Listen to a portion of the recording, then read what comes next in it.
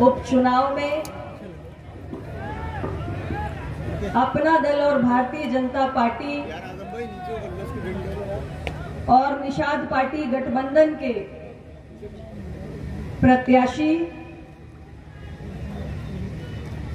श्री शफीक अंसारी जी के समर्थन में आयोजित इस चुनावी सभा के मंच पर उपस्थित भारतीय जनता पार्टी के यशस्वी प्रदेश अध्यक्ष मेरे बड़े भाई परम सम्माननीय चौधरी भूपेंद्र सिंह जी, जो इस गठबंधन को और इस गठबंधन के अंतर्गत सम्मिलित तीनों दल, केवल भारतीय जनता पार्टी नहीं बल्कि अपना दल और निषाद पार्टी, तीनों दलों के कार्यकर्ताओं को निरंतर अपना स्नेह देते रहते हैं। और खास तौर से चूंकि अपना दल और भारतीय जनता पार्टी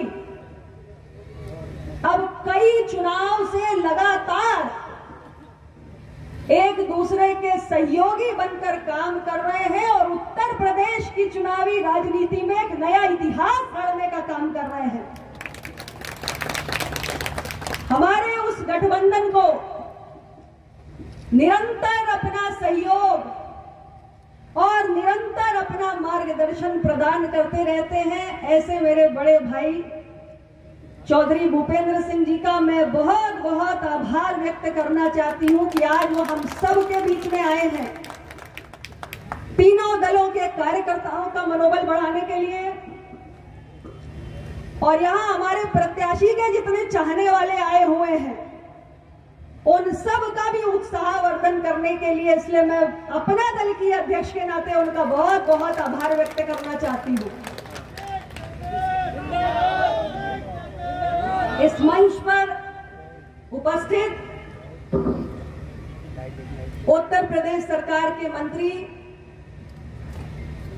मेरे भाई श्री जेपीएस राठौर जी, उत्तर प्रदेश सरकार में राज्य मंत्री, नाम इस सूची में ना हो, जिनके भी नाम इस सूची में शेष रह गए हो, भारतीय जनता पार्टी, अपना दल और हमारे सहयोगी साथी दल निषाद पार्टी के सभी छोटे बड़े पदाधिकारी और कार्यकर्ता साथी, यहां पर उपस्थित हमारे मीडिया बंधुओं और इस विधानसभा क्षेत्र के कोने कोने से चलकर आए हुए सभी मेरे भाइयों और बहनों, बुजुर्गों, माताओं, बहनों, नौजवान साथियों, मैं जानती हूं आप सब बड़ी देर से यहां पर बैठे हुए हैं, लेकिन साथ ही साथ मुझे ये देखकर दिली खुशी हो रही है कि कई घंटों से लगातार यहां बैठने के बाद भी आपके उत्साह और जोश में कोई कमी नहीं आई है। साथियों, आजकल टीवी पर एक न्यूज चल रही है, लगातार देश के मौसम की चर्चा जारी है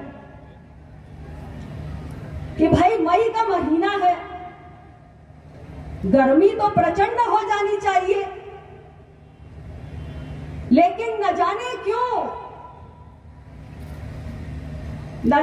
क्यों इस बार हमारे मौसम वैज्ञानिक भी चकित हैं कि लगातार बारिश हो रही है और हम सभी को ठंडी सुकून की हवा इस मई के महीने में नसीब हो रही है। मैं सोच रही थी आखिर कारण क्या है।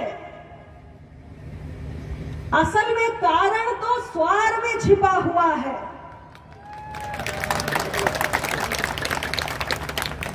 अरे स्वार से कुदरत ने संकेत देने की शुरुआत कर दी है अगर प्रचंड गर्मी के महीने में बारिश की बूंदें मिल जाए तो समझ लेना चाहिए कुदरत का पैगाम मिल गया है। अरे इस बार का चुनावी मौसम भी बदला बदला सा है और ये मौसम का बदला हुआ मिजाज कह रहा है कि आने वाली 10 मई को एक एक बूथ पर 331 बूथ है। ठीक बात है ना भाई? अरे 331 बूथों पर वोटों की बारिश होने जा रही है और ये बारिश में कौन सराबोर होगा?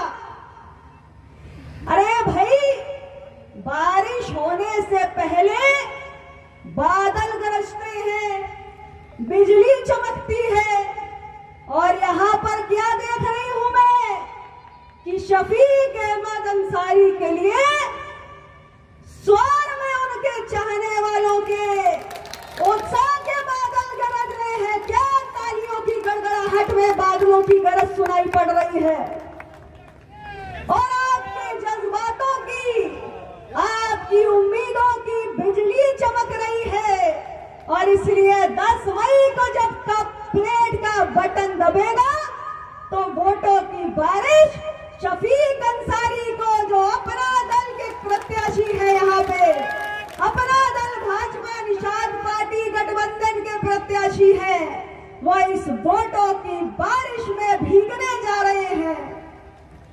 अभी हमारे माननीय प्रदेश अध्यक्ष जी आपसे कह रहे थे, उत्तर प्रदेश में इस वक्त 2 ही सीटों पर विधानसभा का उपचुनाव हो रहा है और इसके अलावा पूरे उत्तर प्रदेश में नगर निकाय का चुनाव चल रहा है। उत्तर प्रदेश की 2 सीटों में एक सीट जहां की मैं सांसद हूं, मिर्जापुर के 96 विधानसभा से हो रहा है। वहां का कारण तो पूरा उत्तर प्रदेश जानता है कि हमारे विधायक एक लंबी बीमारी के कारण गुजर गए, लेकिन यहां का चुनाव जिन कारणों से हो रहा है उससे आप सब वाकिफ हैं और मैं आप सभी स्वार की सम्मानित जनता से आज ये कहने आई हूं कि आप सबने लगातार ईवीएम मशीन का बटन दबाकर जिस पर अपना भरोसा कायम करने का काम किया, उन्होंने हर दम आपको निराश किया। हर बार आपकी झोली खाली रही। आप लगातार ये सोचते रहे कि आपने उम्मीदों के साथ जिनको अपना वोट देने का काम किया है वो इस क्षेत्र का विकास करेंगे, लेकिन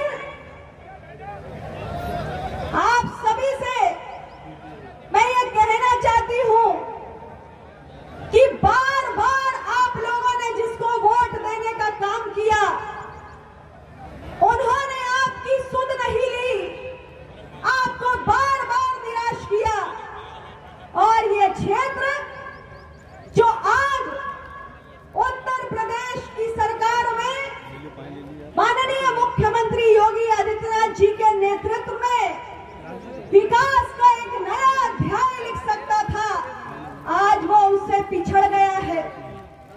लेकिन साथियों, आपको एक और मौका मिला है और आपको एक सुनहरा अवसर मिला है। आज अपना दल भारतीय जनता पार्टी और निषाद पार्टी ने आपको शफीक अंसारी के रूप में एक ऐसा प्रत्याशी दिया है जो आपके उन सारे अधूरे सपनों को पूरा कर सकता है। मैं आप सभी से ये कहने आई हूं कि लोकतंत्र में मतदाता ही सर्वशक्तिमान होता है और वो तमाम लोग जिनको आपने बार बार अपना वोट देकर गद्दी पर बैठाने का काम किया, जिनको आपने बार बार अपना वोट देकर उत्तर प्रदेश की विधानसभा में चुनकर भेजने का काम किया, उन लोगों ने आपके इस क्षेत्र के विकास के बारे में कभी कुछ नहीं किया। और ऐसे लोगों को मुंह तोड़ जवाब देने का मौका आज आपके पास है। ऐसे लोगों ने जिन्होंने भय का, दहशत का माहौल कायम किया, आज उनको सबक सिखाने का मौका आपके हाथों में है। और आपको ये साबित करना होगा कि अगर भारत के लोकतंत्र में और भारत के संविधान के तहत कोई सर्वशक्तिमान है तो केवल और केवल क्षेत्र का मतदाता है। और ये देश के संविधान ने आपके हाथों में एक वोट देने की जो ताकत दी है, इसको कम मत आंकिए, ये आपकी तकदीर बदल के रख सकती है। और इसलिए मैं आप सबसे कहना चाहती हूँ कि आपके क्षेत्र की जो भी आवश्यकताएं हैं, उन बुनियादी आवश्यकताओं की जिनकी पूर्ति नहीं हो पाई, चाहे शिक्षा की बुनियादी आवश्यकताएं हो, चाहे स्वास्थ्य व्यवस्था हो, चाहे सड़कों की कनेक्टिविटी की जरूरत हो, या रोजगार के अवसर हो युवाओं के लिए, नौजवानों के लिए, आप सबको ये सब कुछ मिल सकता है अगर आप एनडीए गठबंधन के प्रत्याशी पर अपना भरोसा जाहिर करने के लिए तैयार हैं। साथियों, सड़क, शिक्षा, स्वास्थ्य, रोजगार, ये सब कुछ केवल आक्रामक और भावनात्मक भाषण देने से नहीं मिलता है। अरे ये सब कुछ अपने क्षेत्र की जनता को मुहैया कराने के लिए एक चुने हुए जनप्रतिनिधि को दिन रात खुद को खपाना पड़ता है, जनता के लिए दिन रात उपलब्ध रहना पड़ता है, जनता के मन को समझना पड़ता है, जनता को संवाद करना पड़ता है, जनता की समस्याओं और मुश्किलात को समझना भी पड़ता है और उनका हल खोजने के लिए परिश्रम भी करना पड़ता है। और आज हम आपके बीच एक ऐसे उम्मीदवार को लेकर आए हैं जो कोई नया गुमनाम चेहरा नहीं है। वो एक ऐसा व्यक्ति है जो आपके बीच में लंबे समय से, कई वर्षों से संघर्ष कर रहा है। ब्लॉक प्रमुख के रूप में, चाहे नगर पालिका के अध्यक्ष के रूप में, निरंतर शफीक आपके बीच में बने रहे हैं। आप सब उनके नाम, उनके काम, उनकी शख्सियत और जनता के प्रति उनका जो समर्पण है, उससे अच्छी तरीके से वाकिफ हैं। मैं गलत कह रही हूँ क्या? गलत कह रही हूँ क्या? आपके बीच में एनडीए गठबंधन ने एक ऐसे प्रत्याशी को भेजा है जो यहाँ का स्थानीय है, वो कोई बाहरी नहीं है। और इसलिए वो हर क्षण, हर लम्हा आपके बीच में रहने वाला आदमी है, आपका बेटा है, आपका भाई है, आपके सुख दुख को जानता है। उससे मिलने के लिए आपको कहीं और जाकर दरबार लगाने की जरूरत नहीं है। वो स्वयं आपके बीच 24 घंटे मौजूद रहने वाला व्यक्ति है। और सबसे बड़ी बात कि जीतने के बाद शफीक अंसारी सत्ता पक्ष का विधायक होगा, सत्ता पक्ष का विधायक होगा। और एक सत्ता पक्ष का विधायक जो अपने क्षेत्र की जनता से जुड़ा हुआ रहता है, उनके सुख दुख को समझता है, वो सरकार की कल्याणकारी योजनाओं को अथक परिश्रम करके, कड़ी मशक्कत करके अपने क्षेत्र के अंदर लाने का काम करता है। ये आप सब अच्छी तरह जानते हैं। इसलिए मैं आप सबसे आग्रह करना चाहती हूं कि आज हमारे देश के अंदर माननीय प्रधानमंत्री श्री नरेंद्र मोदी जी की सरकार, प्रदेश के अंदर मुख्यमंत्री योगी जी की सरकार है। और ये दोनों सरकारें क्या कहती हैं? ये दोनों सरकारें सर्वसमावेशी और सर्वस्पर्शी विकास की बात करती हैं। ये दोनों सरकारें मानती हैं कि प्रदेश और देश के अंदर विकास की गंगा बहनी चाहिए, क्योंकि जब तक देश के कोने कोने में, प्रदेश के हर गांव, गली, मोहल्ले, बस्ती तक विकास की रोशनी नहीं पहुंचती, तब तक हम एक विकसित भारत नहीं बना सकते, एक आत्मनिर्भर भारत, एक श्रेष्ठ भारत नहीं बना सकते। और इसलिए पिछले 9 वर्षों से लगातार देश में प्रधानमंत्री नरेंद्र मोदी की सरकार जो चल रही है, आप निरंतर जानते हैं कि उसने गरीब पर भी अपना ध्यान केंद्रित किया है, महिला पर भी ध्यान केंद्रित किया है, दिव्यांग पर भी ध्यान केंद्रित किया है, किसान पर भी ध्यान केंद्रित किया है, युवाओं पर भी ध्यान केंद्रित किया है। और सरकार की तमाम योजनाएं और कार्यक्रम जो चलाए गए हैं, उसमें समाज के हर एक तबके तक पहुंचने की एक सोच और एक मंशा शामिल है। आज उत्तर प्रदेश के अंदर, योगी जी की सरकार के अंदर विकास ही प्राथमिकता है। आज उत्तर प्रदेश एक ऐसा राज्य बन चुका है जिसे एक्सप्रेस वे का राज्य कहा जाता है, यानी देश का एक ऐसा राज्य है जहां सबसे ज्यादा एक्सप्रेस वे का निर्माण हुआ है। कनेक्टिविटी की दृष्टि से चाहे रेल सेवा का विस्तार हो, चाहे हवाई सेवा का विस्तार हो, चाहे सड़कों का, संपर्क मार्गों का निर्माण हो, और चाहे इंटरनेट सेवाओं के विस्तार की बात हो, आज प्रदेश के एक कोने में, एक छोर में रहने वाले जो नागरिक हैं, वो दूसरे छोर में रहने वाले नागरिकों से कैसे कनेक्ट हो सके, कैसे जुड़ सके, इसका ख्याल हमारी सरकार ने किया है। और अभी तो आपके स्वार में हमारे माननीय सांसद जी बता रहे थे कि लालपुर का पुल है जिसकी बहुत समय से मांग थी, उसकी स्वीकृति कर दी गई है। 200 करोड़ से सड़क बनने जा रही है। ये तो शुरुआत मात्र है, ये तो शुरुआत मात्र है। हमारे सरकार की ऐसी तमाम योजनाएं हैं, 1 डिस्ट्रिक्ट 1 प्रोडक्ट, 1 जिला 1 उत्पाद, जिसके तहत यहाँ के भी उत्पादों को सम्मिलित किया गया है। जो पारंपरिक कारोबार है उसको बढ़ाने की कोशिश की जा रही है। युवाओं के हाथों में रोजगार हो, इसके लिए कौशल प्रशिक्षण से लेकर स्टार्टअप से लेकर तमाम कार्यक्रम चलाने की कोशिश की जा रही है। हर जिले के अंदर एक मेडिकल कॉलेज बनकर तैयार हो, ये मुहिम हमारी सरकार ने चलाकर रखी है। ऐसे बहुत सारे विकास की योजनाएं हैं जो कहीं आपकी कल्पना में होंगे।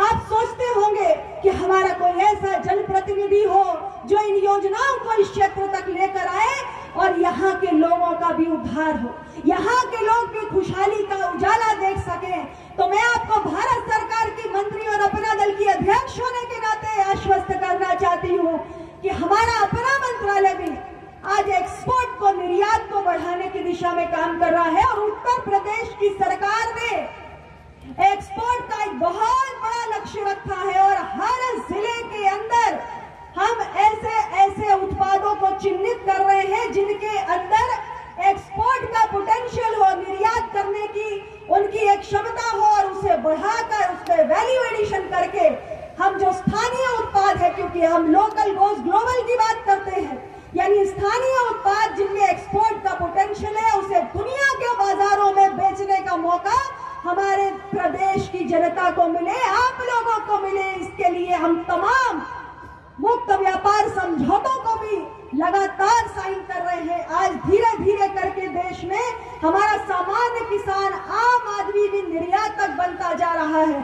उत्तर प्रदेश की सरकार और भारत की सरकार मिलकर काम कर रही है कि जो आप स्थानीय तौर पर पैदा करते हो, बनाते हो, उसको एक्सपोर्ट के लायक बना के, एक्सपोर्ट का इंफ्रास्ट्रक्चर यहाँ खड़ा करके उसको दुनिया के बाजारों में बेचने के प्रबंध किए जाए। और ये अकेले नहीं है, इनको चुनने का मतलब सिर्फ इनको चुनना नहीं है, इनको चुनने का मतलब कि भारत सरकार और उत्तर प्रदेश की सरकार यहाँ पर विकास की झड़ी लगाने जा रही है।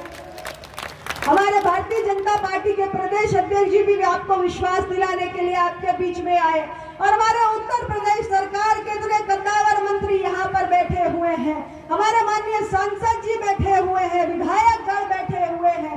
हम सब एक संयुक्त टीम के रूप में आपके बीच में आए हैं कि स्वर की जनता की आंखों में जो सपने पल रहे हैं, उन सपनों को पूरा करने का संकल्प अपना दल भारतीय जनता पार्टी निषाद पार्टी ने लिया है साथियों। इसलिए मैं आप सबसे आग्रह करना चाहती हूँ, आप सबसे मैं आग्रह करना चाहती हूँ कि इस बार 10 मई को कोई कमी नहीं रहनी चाहिए, कोई कमी नहीं रहनी चाहिए। याद रखना, पूरे देश का मौसम बदलने का संकेत आपने दिया है और पूरा देश देख रहा है कि कितनी बड़ी आंधी चलने जा रही है, कितनी बड़ी बारिश होने जा रही है। तो बारिश की बूंदें जमकर गिरनी चाहिए, एक एक बूथ पर अपने जीत का डंका बजाना है, एक एक बूथ को फतेह करके दिखाना है। और ये उपचुनाव है, ढीले मत पड़ जाइएगा, सुबह सवेरे उठकर मतदान स्थल पर पहुंचिए और इतना बटन दबाइए, कप प्लेट का इतना बटन दबाइए कि इनके सामने जो भी खड़े हो उनकी जमानत जब्त हो जाए। आप तय कर लीजिए कि स्वर विधानसभा से इस बार हर बूथ पर चमत्कार करके दिखाना है, हर बूथ पर चमत्कार करके दिखाना है।